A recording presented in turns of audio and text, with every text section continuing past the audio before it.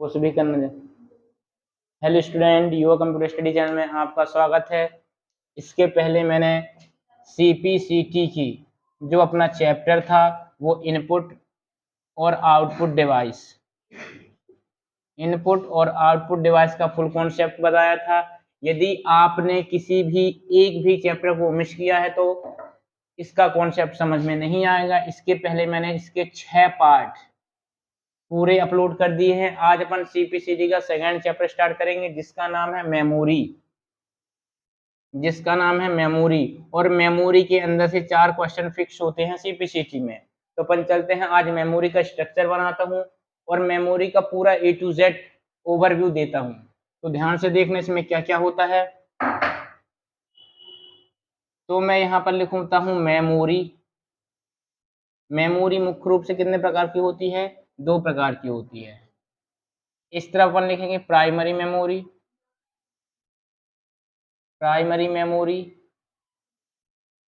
इसी को बोलते हैं वोलाटाइल, इसी को बोलते हैं अपन प्राथमिक मेमोरी,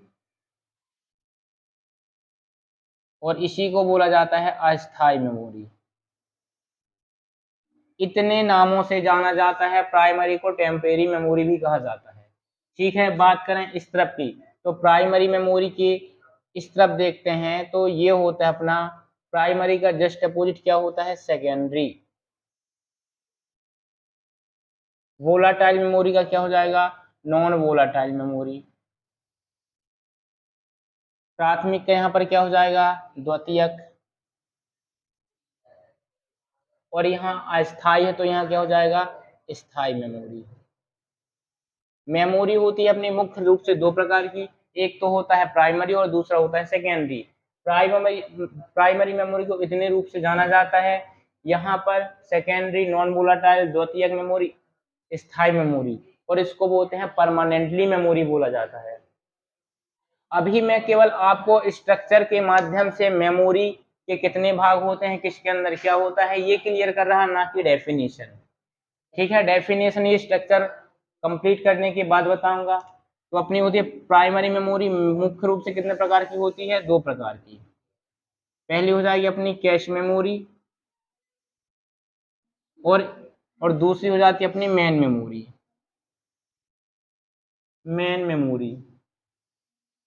अपनी जो कैश मेमोरी होती है और मेन मेमोरी होती है, मेन मेमोरी के भी 2 पार्ट होते हैं। कौन कौन से होते हैं? एक होता है रैम और दूसरा होता है अपना रोम। रैम के भी अपने कितने पार्ट होते हैं? 2 पार्ट होते हैं रैम के। एक का नाम होता है एस रैम और दूसरे का नाम होता है डी रैम। ठीक, रोम के भी अपने मुख्य रूप से कितने प्रकार होते हैं? 3 प्रकार के, पी रोम, दूसरा होगा ईपी रोम, और तीसरा क्या हो जाता है? ईईपी रोम। ये होते हैं अपने 3 प्रकार के।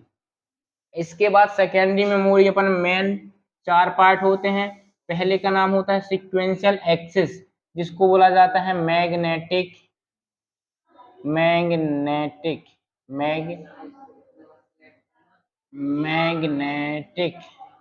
टेप, इसको बोला जाता है सीक्वेंस एक्सिस SA। इसके बाद आता है मैग्नेटिक डिस्क। ये होती हैं 2 प्रकार की। कौन कौन सी? HDD और FDD। ये हो जाएंगी अपनी 2 प्रकार की, HDD और FDD। इसके बाद तीसरा अपना आता है ऑप्टिकल डिस्क। ये कितने प्रकार की होंगी अपनी? ये होती हैं अपनी 3 प्रकार की, CD, DVD और BRD। इसके बाद चौथी जाती है अपनी फ्लैश मेमोरी में क्या होते हैं अपने? इसमें भी पार्ट होते हैं। एक तो होता है अपना पेन ड्राइव और दूसरा होता है मेमोरी कार्ड। पेन ड्राइव होता है और मेमोरी कार्ड होता है। यहाँ दिखाई नहीं दे रहा और अच्छे से लिखे दे रहा हूँ मैं। यहाँ होगा अपना पेन ड्राइव